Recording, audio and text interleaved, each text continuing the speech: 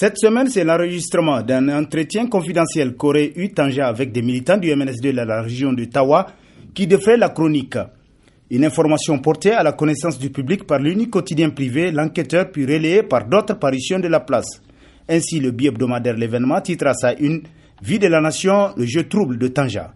Selon ce journal, dans les propos qu'il a tenus devant la délégation de Tawa, Tanja a dit à propos de l'audience qu'il a eue avec le président Issoufou que ce dernier a sollicité mon soutien pour se séparer de son allié, le président de l'Assemblée nationale, Ama Amadou. S'il accepte de l'aider dans ce sens, Foukori Ibrahim sera libéré par la justice.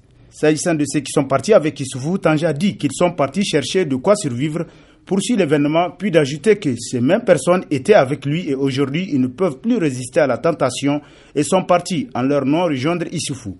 À ses visiteurs, Tanja dit aussi que des gens comme Albadé prétextaient qu'ils avaient sa caution pour suivre le pouvoir alors que ce n'est pas vrai, rapporte le bi-hebdomadaire L'événement. Un autre bi-hebdomadaire Opinion est revenu sur cette affaire en soulignant que ce qu'il faut dire d'entrée de jeu par rapport à cette bande sonore, c'est qu'elle était d'une bonne qualité, ce qui signifie selon ce journal qu'elle n'a point été faite à l'insu de l'intéressé. De toute évidence, Tanja se savait enregistrer, mais à quelle fin le faisait-il, s'interroge Opinion qui conclut: en prenant la lourde responsabilité de descendre dans l'arène politique à cet âge finissant, il devra s'assumer en conséquence car il sera traité tel quel, c'est-à-dire comme le parjure coranique qu'il avait été, sans aucun égard ni à ses anciennes fonctions, ni à son âge crépusculaire, selon Opinion. Dans le même chapitre, l'hebdomadaire La Roue de l'Histoire titre à sa une Tanja tirée vers le bas. Pour ce journal, malsain et révélateur, l'enregistrement de la voix de Tanja a pulvérisé une image d'icône. Quelque chose de grand est tombé selon l'hebdomadaire qui poursuit. Les amis de Tanja l'ont trahi. Si, en tout cas, ils ont volé ses propos en l'entraînant dans la boue et la banalisation de l'État, ils étaient sûrs que c'était là le meilleur moyen de le tenir hors de course pour les futures échéances électorales qu'ils sont pourtant en train de lui miroiter, constate L'événement. Assemblée nationale budget 2014, Mamadou Déplumé a constitué le titre à la une du quotidien privé L'Enquêteur dans sa parution du vendredi 22 novembre. Selon ce qui filtre, rapporte le journal, la commission des finances du Parlement nigérien aurait d'ores et déjà arrêté à son niveau une réduction drastique des avantages et privilèges accordés au président de l'institution et à son cabinet. Si quelqu'un en doutait, il sait maintenant que le pouvoir n'est guère plus disposé à faire des cadeaux à Amadou. L'enquêteur nous apprend également que dans le budget 2014 figure une rubrique qui prend en compte l'édification d'une nouvelle résidence pour le président de la République à hauteur de 12 milliards de francs CFA. Toujours par rapport à l'hémicycle, le Patriote 15, un hebdomadaire d'investigation de la place, est encore revenu sur le vote de la motion de confiance en titrant « Une victoire à la Pyrrhus ». Selon le journal, le Niger d'aujourd'hui paye tout avec de l'argent. Député national, conseiller élu, leader politique, leader d'opinion, catégorie sociale, tout s'achète et se vend à Niamey, la capitale nigérienne, depuis l'avènement du Gouri système au pouvoir. Aujourd'hui, d'après Patriote 15, les choses ont pris des proportions inquiétantes. Sur le marché du débauchage, chacun a son prix. L'inversion des valeurs nous tient. Mais tout n'est pas encore perdu parce que le Nigérien reste toujours le principal moteur du changement, constate le Patriote 15. Gouri et ses alliés sur le point de signer une convention a constitué un des titres de l'hebdomadaire Le Courrier cette semaine. Selon ce journal, à travers cette convention, le président Issoufou Mahamadou demanderait aux leaders des partis membres de la MRN de ne pas se présenter contre lui aux élections présidentielles de 2016. Mais à quel prix, s'interroge Le Courrier qui poursuit, d'aucuns parlent de 5 milliards de francs CFA chacun. Selon ces sources, seul le président Jarmakoué de l'ANDP aurait pour l'instant refusé de signer la convention. Affaire donc à suivre.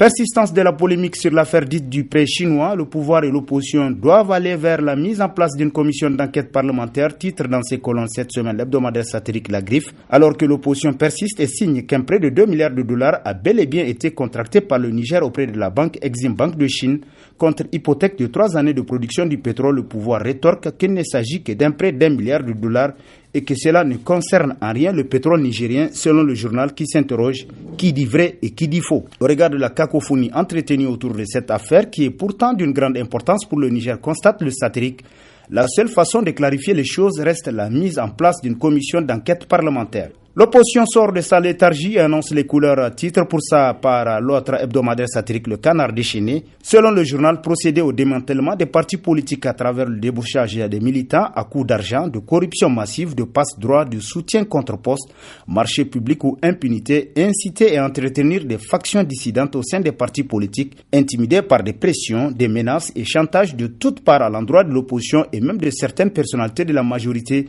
verrouiller et instrumentaliser les institutions de la République, caporaliser les médias d'État et certains médias privés, tels sont les objectifs poursuivis par le président de la République selon le Conseil général de l'ARDR dans une déclaration rendue publique le jeudi 14 novembre 2013 avant d'appeler ses militants et sympathisants à se mobiliser pour se tenir prêts à répondre à tout mot d'ordre tel que rapporté par le Canard déchaîné. Les masques tombent et avec eux des hommes, titre dans ces colonnes Le Monde d'aujourd'hui qui poursuit qu'un pouvoir fort mérite assurément d'être sous le contrôle d'une opposition forte. Voilà une option que le peuple nigérien allait sans doute perdre si l'alliance PNDS-Lumana avait perduré à la tête de notre pays, constate le journal, qui renchérit les pratiques de népotisme entretenues sous fond d'ethnocentrisme dénoncé par l'ARDR sont des réalités palpables à travers la gestion du Gouri système. Et cette opposition est réellement allée très loin pour chercher ses vérités. Pour avoir vécu ensemble pendant 1 an et demi, Lumana Fa surtout connaît tous les travers du régime car une très grande partie de ses errements ont été posés ensemble avec elle. Cette réalité fera très certainement mal au PNDS à présent que le Lumana a choisi d'aller de l'autre côté. Au demeurant,